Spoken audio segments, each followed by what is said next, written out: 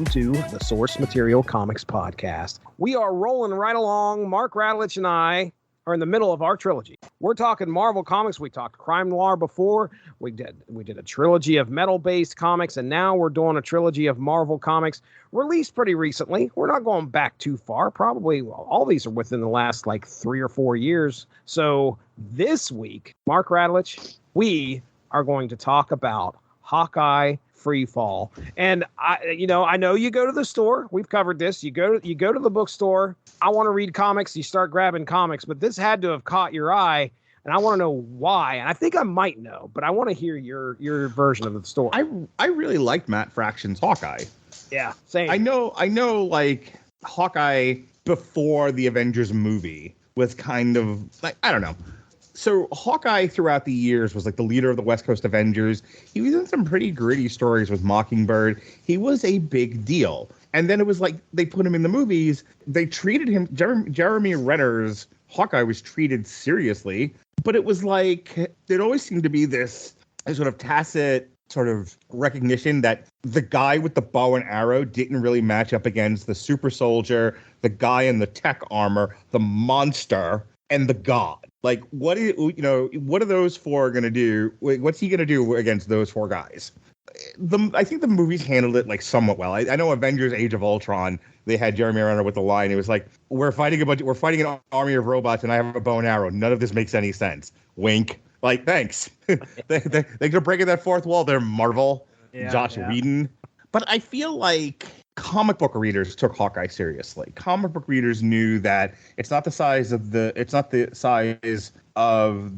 dog in the fight, right? It's the size of the fight in the dog. There you go. And, Hawkeye, what he lacked in sheer brute strength or technical advance or superpowers, he made up for in tenacity and heart. Heart. He was a born leader. That's why he led the West Coast Avengers. He was an integral part of the Avengers. And then with the Matt Fraction stuff, they kind of took the focus off of all of that. It was let's reimagine Hawkeye as this flawed individual who doesn't have any great superpowers, doesn't have a tremendous amount of ability outside of his ability to nail the target every time with his bow and arrow. But he's in a world filled with magic and monsters, and he's trying to figure out what his place in all of it is. And then let's give him this broad sidekick and see how that goes.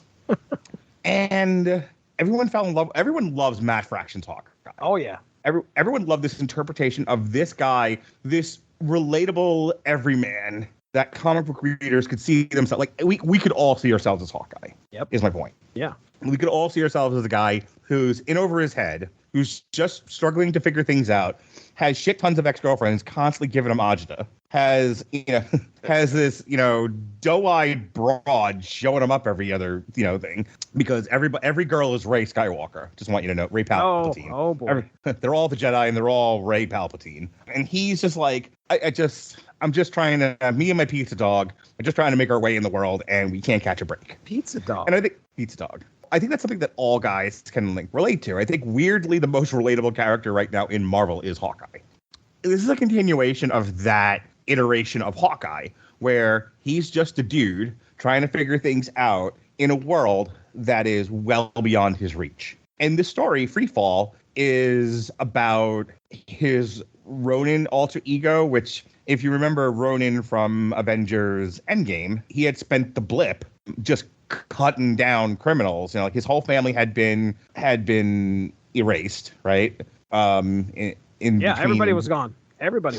Right. His whole family, he's out there playing catch and shooting arrows with his daughter, and he blinks and everyone's gone. And he handled it, poorly. So he goes on the run and he becomes Ronin, and he starts killing criminals, right? That's where we meet up with him when Black Widow finds him. It's hey, we're going to do time travel and try to fix this. Could you not murder any more people? And he has that great line in Endgame about, when Natasha sacrificed herself for the Soul Stone. And they're well, we can just bring her back. And he's you can't. The Red Skull says you can't. And Thor's you're just a human. You're just a guy with a pizza dog. You how would you know that? And he's screaming at him you go to that's what the guy said. You go talk to. He sounds like me. That's what he says. You go talk to him. Okay, you go talk to him. Like, I don't have the answers. He has the answers. I'm just repeating what he said. Why have I been there? So it's Ronin, right, in Hawkeye, and not to give away your plot synopsis, but the whole thing here is he keeps saying it's not him, but it is. And there's a whole thing as to why. And I'll tell you, this is a really beautifully written story. Of the three that we're going to talk about, or, Silver Surfer Black, this one, and Defenders Tarot, this is my favorite story because it is the most cinematic, the most relatable, the most tragic of all three. Yeah. Hawkeye, just to kind of echo what you were saying, when we covered Matt Fraction's Hawkeye, that really put the iteration of this character on the map for me. Was I a West Coast Avengers guy before then? Nope. I read all the West Coast. I read the whole series. Right, dude. I never read them. You and I remember Josh Calandros spoke highly of West Coast Avengers, and I still haven't had a chance to hop in there. So, I've caught Hawkeye a couple times in other stories. Obviously, it's not going to be hard for you to run into some big event crossover, and there's Hawkeye, but he's not going to get the treatment like he does in his own book in those usually. Yeah, I didn't have much of a history with the character, and then we read Matt Fraction's Hawkeye, and I was like, wow, this is really good. That was one of the first books where I was like, regardless of whether we're continuing to talk about it on source material or not, I'm going to continue to read the comic itself. So here we have Matthew Rosenberg's take on it. So I assume you saw Hawkeye and you're like, okay, let's see what happens here. Obviously, we don't have Matt Fraction at the helm here. We're taking a chance with Matthew Rosenberg, and we're probably like, okay, can he fill the shoes of the great Matt Fraction? Yeah, that's right. So this came out in 2020. Artist Otto Schmidt and lettered by VC's Joe Sabino. So let me talk real quick about Matthew Rosenberg. I went on to Simon & Schuster. It's kind of tough to pull out a bio for this guy, but I was looking for some things to kind of give us an idea of his history in comics, because he feels pretty recent to me, and sure enough, I think that's what happened. But Matthew Rosenberg, he wrote some books here off of Simon & Schuster. We Can Never Go Home, 4 Kids Walk Into a Bank, and 12 Reasons to Die. He's also had his hand with Uncanny X-Men, Punisher, New Mutants, Phoenix Resurrection, Hawkeye and the Winter Soldier, Tales of Suspense, Kingpin, Rocket Raccoon, and Secret Warriors, and the Edge of Venomverse for Marvel. Well, let me do a little bit of a synopsis here, and we'll kind of talk our notes. When Hawkeye decides to try and take down the demonic villain called the Hood, he realizes he may have more trouble than expected. After Mayor Fisk allows the Hood to be released from custody, he looks to continue business as usual. Incensed, Hawkeye dons his vigilante Ronin persona and costume to put a continued thorn into the Hood's operation. However, now Hawkeye's superhero friends are taking notice and want Ronin to stop taking action against the Hood, as Ronin's methods are a bit less on the heroic side. Since Hawkeye, he's stabbing people. Since Hawkeye has them convinced, bit of a stabber. He is. Since Hawkeye has them convinced he is not Ronin this time, his friends invite him to be part of the task force to take Ronin down. Needless to say, things get awkward. Hawkeye comes up with an elaborate plan involving time travel, a kid named Bryce, who is tech support for the Hood, a Skrull, a SHIELD LMD, and boatloads of cash to try and put an end to the Hood and get his friends off his back. The Hood, however, hires Bullseye, who becomes aware of Hawkeye's plan and mortally wounds Bryce, threatening to release evidence that Hawkeye is indeed Ronin unless he meets with the Hood. Can Hawkeye stop the Hood and win the day and save his own skin at the same time? Better find out right here in Hawkeye Freefall. All right, there you go. I wrote the blurb on the back of the book. So I'm going to start. Oh, what a tangled web we weave. So a lot of this has to do, listen, essentially you wouldn't have a book if Clint Barton could just come out and tell somebody the truth.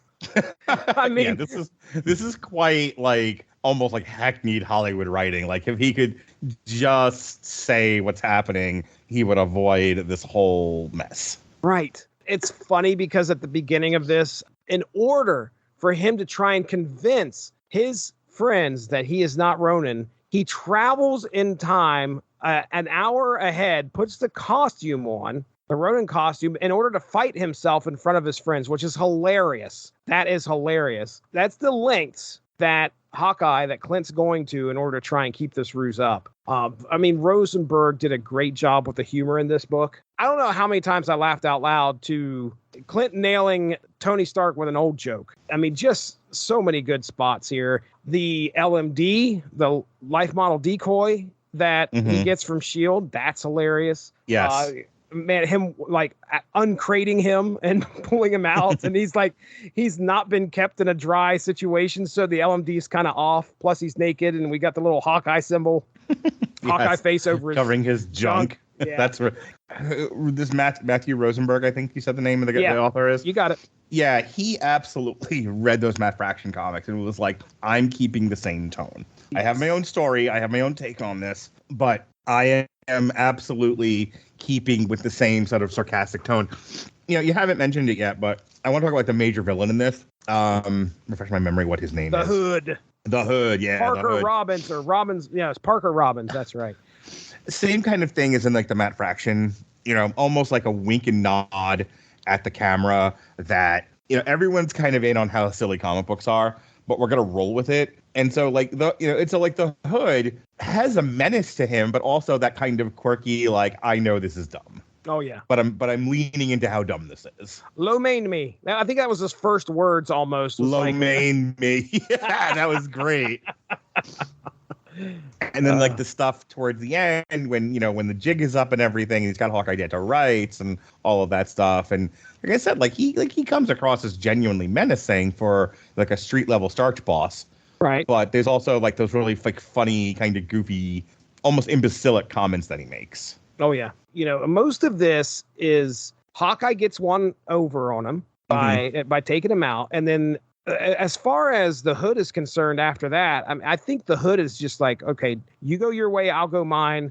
Never the twain shall meet. And then Hawkeye's like, bullshit. That's not the way this is going to go. And then the Hood after that is like, okay, you brought this on yourself. And he continues. Of course, most of it is he's thinking he's going after Ronin. So he's trying to find Ronin, who apparently has no idea who Ronin is. Obviously, nobody does. And Hawkeye aims to keep it that way. But yeah, I think at the beginning of this, if Hawkeye would have just left him alone, we wouldn't have had much of a problem. But you can't do that. I mean, I understand the hero's drive not to do that. The Hood is some of the stuff that happens with him is, one of the things that I thought was hilarious was he keeps wanting to talk to people, but then he kills them before he can talk to them. Like when he's trying to find Ronin, and he has this one guy tied down to a chair, and he's going to give him some information, but the Hood decides to kill him before he could give information. There's a whole like building full of people that they could question, and the Hood walks out there and he's like grabs a rocket launcher and blows it the fuck up. And he's like, we could, his buddy's sitting there beside him. I can't remember, Armand's like, we could have asked some of the people about Ronin in there. And he's like, damn it, find me some more. I did like some of the moments of the Hood. And this is another villain that I've never had the chance to read before this. He's been around for a while. It looks like his first appearance has been since 2002. So he's been in the comics at least for 15, 20 years here. But I didn't know much about him. He just seemed like very much a street level guy who got the cloak that apparently is powered by some type of demon or is inhabited by some type of demon. But that's all I knew. Plus he's in Marvel Snap. That's it. I don't know much anything else about. I don't know much. I don't know shit about the Hood. That's really funny, actually. Well, him and Null showed up in there. Dude, there's probably like 5 or 6 cards, and I'm like, who the fuck are these guys? I consider myself, at least somewhat knowledgeable about comics and Marvel comics, but the first card that I get played against me, or one of the first cards that I was like, who the fuck is Infinite? I've never read a damn thing with Infinite in it. And the Hood's the same way. I'd never read a single thing. Null was the same way. I didn't know who the fuck Null was. So anyway, Anyway, so it's kind of neat to get a little bit of an introduction to the villain here, even though this is not his first appearance, but I get, now I know who the Hood is. I actually got to read a story with him in it. So I like the relationship with him and Night Nurse. It's like, I'm dating an Avenger. I can deal with the fact that you're always going to be in trouble. I can deal with the fact that you're going to bring trouble to my door. I am the Night Nurse after all. I can't handle you lying. That is a very human, very relationship kind of thing for a girl to say. I cannot handle you not at least being honest with me. Right. And again, it's almost tropey. It's almost like hackneyed, but I think it's also very relatable of you keep things from your loved ones because you don't want to hurt them. Right. But your loved ones don't want you to lie by omission because that hurts them. Right. He is struggling here because, and I don't remember exactly what the reason why he's doing the Ronin thing, like what ultimately his game was, but he had a very particular reason for doing what he was doing. And it was like, if I can only if I can only get people out of my damn way, I can get this done. Yeah, I think a lot of what he was doing was he was using Ronin as a vehicle to do what he couldn't do as Hawkeye. He wanted to put the Hood in his place. So instead of being Hawkeye, the visible Avenger going after some low-level thug, and he was dressing up as Ronin in order to, number one, make sure the Hood stays off his back, and number two, it was something that, you know, he could get away with not as Hawkeye. That's the only thing. But of course, you know, the other superheroes are like, look, there's a balance here, dude. You're fucking up the streets with your Ronin act by screwing with the Hood's operation, which, oh man, right there, I was like, oh, what is going to happen here? When the task force gets put together and Wolverine all of a sudden is showing up on it, I'm like, oh fuck, you're done for now. I can't wait to see how he gets out of this. And then he hires a damn Skrull, a stripper Skrull that is stripping on a subway.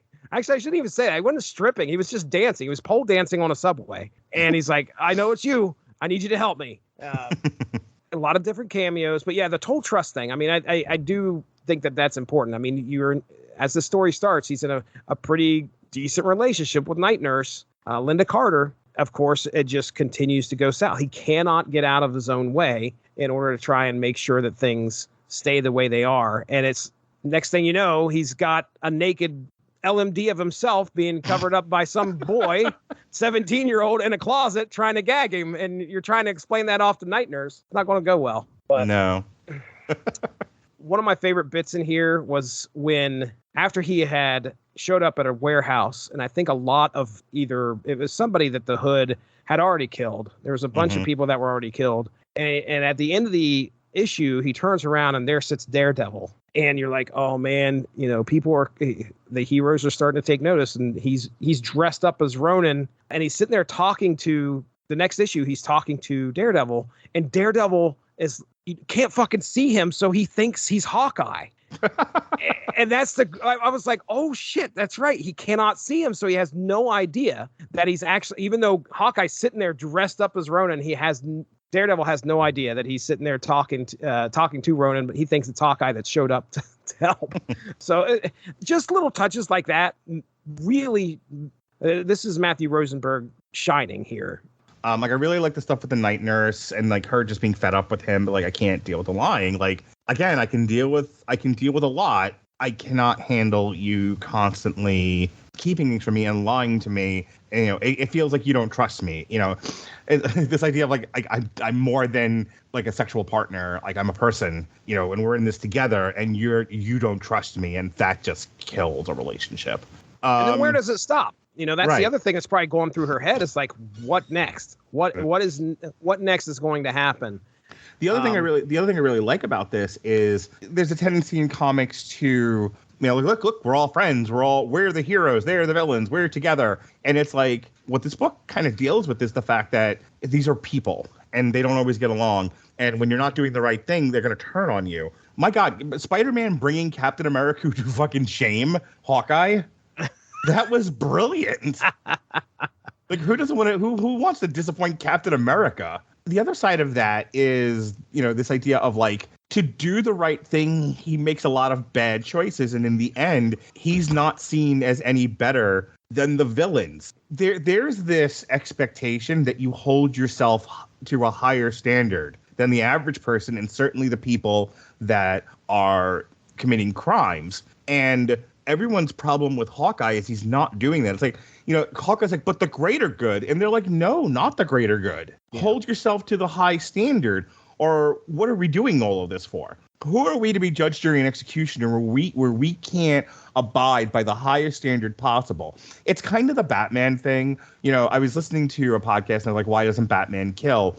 And, you know, and there was this like acknowledgement of if he kills just once, he won't be able to stop himself from doing it again. And then he's no better than the criminals he's fighting. You know, this idea of, you know, Hawkeye's just like, you know, we'd get a lot further if we would learn to be a little bit more fluid with the law. And they're like, no, this is how anarchy starts. Yeah. This is bad, Hawkeye. I like the idea that in Hawkeye, they're playing with a morally ambiguous character trying to do good. Because that, I think, speaks to most of us. I work in law enforcement. I'm not law enforcement. I work with law enforcement. Do you know how many times I've heard someone in law enforcement say we should just dig a hole? Ooh. Man. A big hole and push them in it. Oh, boy. You know, so I think that sort of moral ambiguity, that frustration with the higher standard is something many people can relate to and makes the story as relatable as it is. I think I fucked up, by the way. That wasn't Wolverine. That's D-Man. Yeah, I thought it was Wolverine, too. I forgot about D-Man. D-Man has a costume that looks exactly like Wolverine's, except for the big-ass D on his chest. Yeah, I was just like, is that an amalgam? Is that like Daredevil and fucking Wolverine? What is that? That's next issue. That's where we get into it. Here's my question to you, Street-Level Starcher. Street-Level Starcher, tell me about the Bears, but also, why is Kingpin thin? I noticed that, too. Like, that's an interesting art choice. That's not Kingpin. That's a dude. That's not... Kingpin's a big fatty. Usually he is. There's a lot of strange stuff that's going on. I mean, this is 2020 Marvel. We got Mayor Fisk. Wilson Fisk, the Kingpin, is mayor. I mean, that's not really that hard to comprehend. But yeah, him losing what appears to be at least 150 pounds is definitely something that I wasn't used to. I don't know. Can't answer that. I don't think we get like, a Kingpin diet special anywhere or anything like that. 3 issues of Kingpin. Limited series Kingpin, the B12. There was one thing I wasn't expecting. I wasn't expecting Bryce to die. I definitely wasn't expecting that. In this. Yeah. There were some stakes in this one, weren't there? Yeah. I mean, Bryce was, granted, he was working for the Hood, but he was smart enough to where Hawkeye's like, look, I'll pay you some more money than what the Hood's paying you. And how about you give me some information and come be my tech guy? So, I mean, he's like 17 years old, almost 18. And that makes seeing Night Nurse's boobs okay. But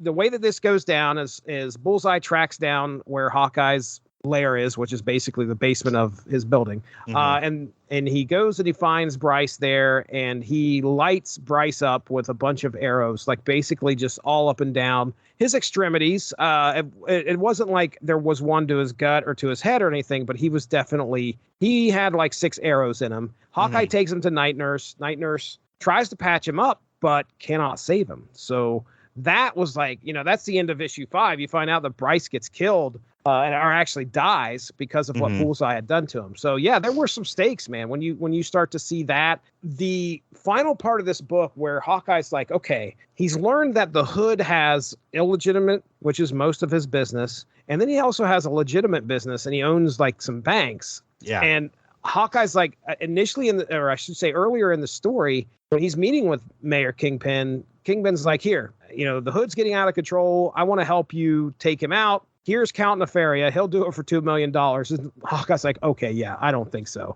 That plan gets scrapped until the very end where he makes a decision. You know what? He robs the bank that the Hood owns and in his Hawkeye costume and everything, and then goes and pays for Count Nefaria to wrap things up at the end of the story. But I think that also feeds into what you were talking about, where, we have the final throwdown between him and the Hood after they're able to secure the cloak. So it's just mano-a-mano. Fisticuffs flying. And then the rest of the villains that were there were being paid to basically beat up Hawkeye. But Hawkeye is like, no, here, this money's for you, which it wasn't. But this money's for you. Just let me have my 5 minutes alone. And anyway, at the end of this, when he gets up and the villains are like ready to kill him because they find out that money's not for them. It's for Count Nefaria. And the Hood's laid out. Hawkeye gets up and they're like, let's kill us an Avenger. And then that other villain, just like you said, looks at him and says, no, he's essentially one of us now. And I think that's a lot to do with the fact that he robbed that bank as Hawkeye. Like, that's a big deal. That is the tragedy of Freefall. That's one of the reasons why I really like this book. This does not have a happy, satisfying ending. This is Hawkeye has lost everything. And in the eyes of the criminals, they see him as one of them. He sees himself as he is sacrificing for the greater good, and everybody else sees him as a giant fuck up. And he isn't so narcissistic and blinded that he doesn't recognize that. He's sitting there with blood on his hands going, I was doing the right thing. And everyone's just like, nope. And he's just like, no one appreciates what I'm doing. Yeah. That's a lot. That is dramatically a lot. That is personally a lot. That is something I think that is highly relatable. Right. To definitely put yourself in this position of no one appreciates the good that I do, and everyone sees me as the monster, including the monsters. That's right. That sucks. Right. That's hard. Aptly called Freefall. Yeah. Yeah. This was up there for me. I know you said it was your favorite, and I think this is second best for me, and I think it's just barely edged out because of Avengers Defenders for personal reasons. But yeah, man, this was a solid book. I will tell you that I'm paying attention to Matthew Rosenberg's name from here on out. If I see anything with attached with his name on it, I'm probably going to check it out. Well, I know we're going to be checking something out here later this year. See how he does with Archie meets the Ramones. If it's anything like this, I mean, that's solid. I know this was more on the dramatic side, but there was enough humor in this thing to actually keep me very entertained. I was laughing. I was laughing out loud quite a bit. And I don't, I don't normally do that with comics. Like I'll read and I'll be like, but this was one of those ones where I was like, look at that. But he's like, you okay down there? I'm like, you got to read this book. But yeah, I mean, it was very entertaining. So solid pick. I would say, definitely keep this one for your stack. So, all right, man. Well, I think we did it. Unless you got any other final words, we can go ahead and get into plugs. Yeah. Go ahead and check out the Rattlegion Broadcasting Network on W2Mnet.com. That is our landing page for all of our podcasts. Every day we're putting up a new page, and every post has the link to the podcast on Spreaker, our home base for audio, and the YouTube page, our home base for video. You can download all of our podcasts and listen to them on Spotify, Apple Podcasts, or wherever you listen to podcasts. We are on them all. Please go ahead and make sure that you are signing up for the Rattlegion Broadcasting Network. We no longer have a W2M feed. I haven't done a great job of explaining that to people. So if people were like subscribed to the W2M feed and then they wondered like, hey, why haven't they put out a podcast? No, we have. But like the sacred timeline, it got split. So if you want Jesse's podcast, you have to sign up for it separately. If you want my podcast, you have to sign up for Rattlegion Broadcasting Network. If you want Video Games to the Max, you have to subscribe to Video Games to the Max. We are no longer one master feed. We are several feeds because Kang the Conqueror. I'll tell you this much. You can go back in the archive and listen to me and Mark talk about a trilogy of crime noir books. That's right. We dipped our toe in some crime noir. And some heavy metal, baby. Oh, boy, did we ever. Some heavy metal. You can hear us talk about Iron Maiden, Slayer. You know what? Fuck all that. Go back, way back. How far back? Way back. Go back to the pre-Jesse Starcher big time era. Oh, okay. All right. To when Jesse, Ronnie, and I were recording weekly, and I was telling Jesse what we should cover when I ran his schedule. That's some quality podcasting. There's good stuff there. And those gag reels are the stuff of legend. Oh, yes. So you know what I want to plug? I want to plug every gag reel that we've ever done. It's fucking hilarious. Man. In my darkest moments, in the times where I'm just looking at the world and I'm frustrated with my life and I'm frustrated with the people in my life, I can go and listen to an old source material mess around. Oh, yeah. An old gag reel. So many dick jokes. Very many dick jokes. My gosh. Hit it, Darren. Hit it, Darren. All right. We are getting out of here. That is Mark Radulich. I'm Jesse Starcher. We'll talk to you soon. Have a good one. Bye-bye. Thanks for joining us. All of this would not be possible without W2Mnet.com, so make sure to seek them out for more podcasts. If you enjoyed what you heard today, please feel free to share, and we look forward to entertaining you again soon.